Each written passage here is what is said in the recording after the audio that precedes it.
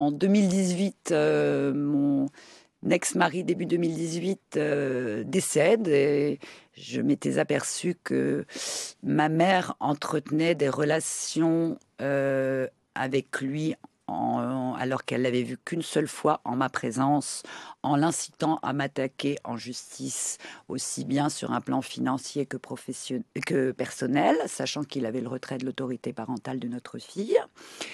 Et il décède donc, en 2018. Donc je m'étais séparée de la toxicité de ma mère en 2015 et en 2018, après le décès de mon ex-mari, où ça a été quand même très dur parce que c'était pas quelqu'un de méchant, c'est quelqu'un de malade. Et quand il était bien, quand il n'était pas sous substance, c'était quelqu'un de merveilleux, aussi bien avec sa fille, qu'avec moi. Voilà, c'était donc ça a été un gros choc. Ça a Oui, été ça a un gros été, choc pour l'un moi, de l'un des déclics pour voilà. Et pouvoir, puis il y a enfin annoncé parler. une petite fille de 5 ans que son papa est monté dans le ciel et trouver les bons mots, et ben c'est pas évident. Mais au moins qu'il ne souffre plus.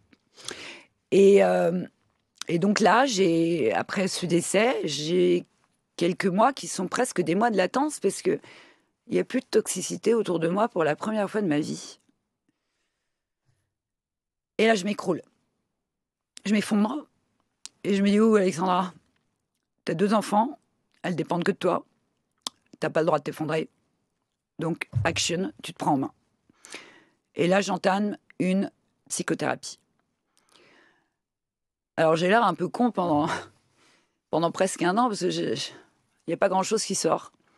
Je regarde chez le psy, par la fenêtre, le ciel, je me dis: Qu'est-ce «Mais que en je fous même là? temps, ouais, qu'est-ce que je fous là?» Mais en même temps, ça travaille, ça travaille, ça travaille.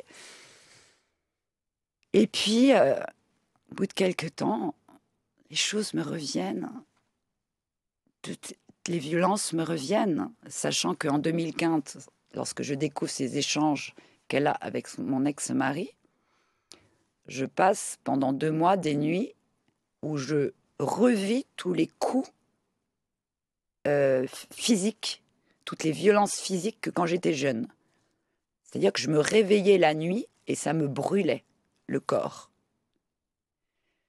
Ça, c'est quand la quête d'amour est vaine en 2015. Pour revenir, à cette thérapie, au bout d'un moment, les choses, voilà, commencent à revenir, mais je suis toujours dans le doute. Finalement, je suis peut-être une pervers narcissique. Finalement, j'invente peut-être. Finalement, et à ce moment-là,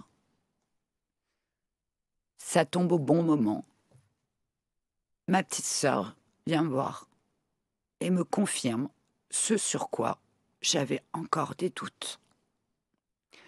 Au bout d'un an et demi, j'étais en pleine thérapie. Et je ne peux que la remercier puisqu'elle m'a aidée à guérir et que ça a été la seule en 48 ans à parler.